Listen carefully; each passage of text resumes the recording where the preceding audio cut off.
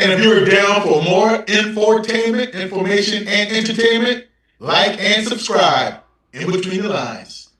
Welcome to In Between the Lines, where adversity is just another opportunity to adjust and overcome. Adversity is the key word today, Joe, as we discuss in part 2 of our episode. First off, I want to just look up. I'm going to ask you, what does adversity mean to you?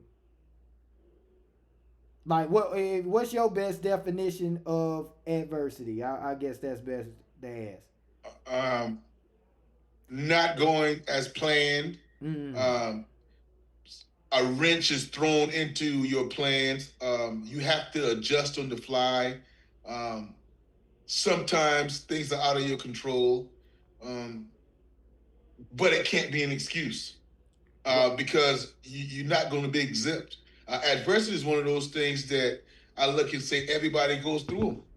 Everybody goes through them, whether it be the loss of a loved one, whether it be a hardship, whether it's being struggling with just family issues, whether it be just losing in general, losing your job, not finding a job, all those type things. Maybe it be you just wanted to show up for a friend and couldn't show up for a friend. All those things can be seen as adversity, but I don't want at all. I don't want anybody to think doing adversity can ever be used as an excuse.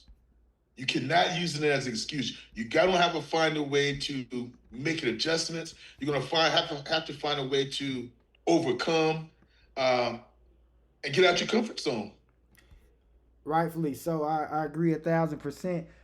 Looking up the word adversity in the dictionary is a state or instance of serious or continued difficulty or misfortune. So,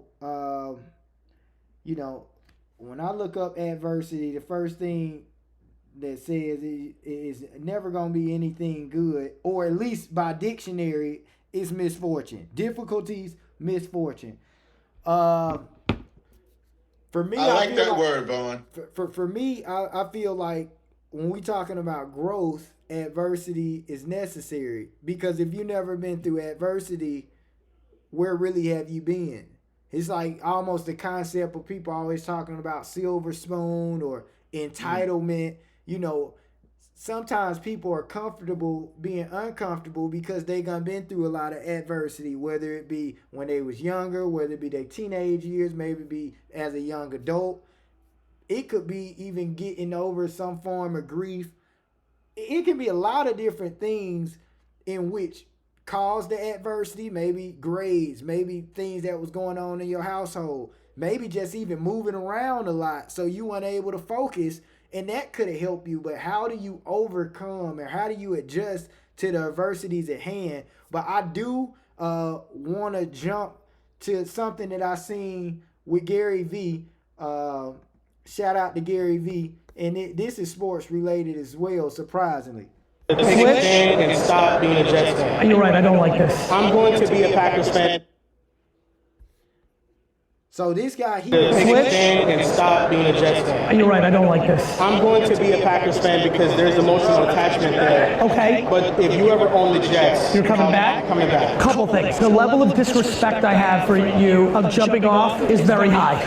Adversity, my guy. Adversity is the foundation of success. Not understanding how losing actually helps you. You winning with the Packers, if you win the whole thing, it's going to feel cheap, my guy. Yeah. Why don't you commit to come back to the Jets right here, right now? Wow, you hit my heart. I'm shedding tears. I'm back. Let's go! That's leadership. First of all, that's leadership by the guy that was talking to the Packers fan or the Jets fan that left to be a Packer. That's leadership, because he hit him right in the heart. He hit him right in the heart because what I thought about, if that guy's going to run away, he's going to be running away all his life. If he's going to be a jet and then go to the Packers and then join something that you didn't build, or just because they're winning, then you're going to be doing that your entire life, because adversity is going to hit us.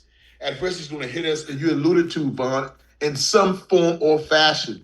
Right. And I like the word, what I said a little bit earlier, I like the word misfortune, because to me that means that you might not even be able to control it. It might be something that where, injury, Yeah.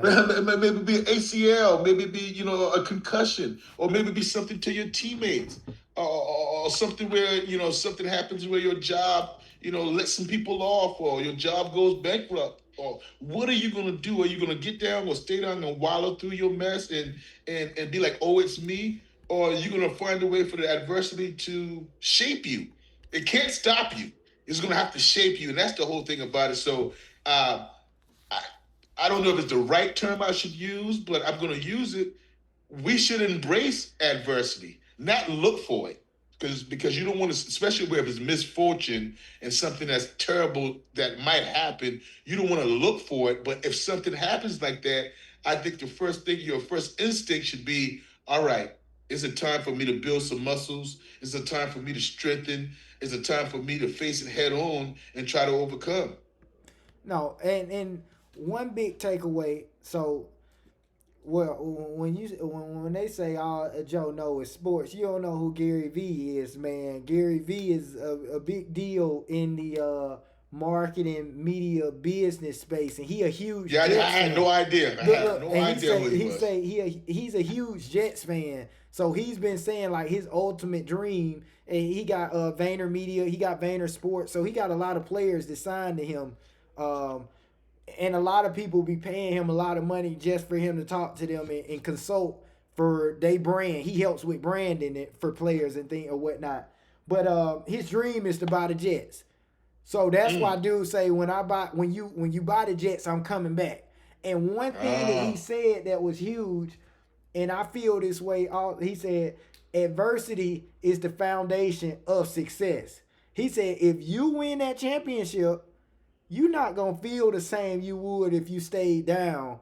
And if you stayed with if you stayed with the Jets when we win, and Buddy thought about it that quick, now he might be doing a little butt kissing, but he's like, all right, I'm back that quick. But he thought about it. He, like you said, he hit him in the heart. It made sense.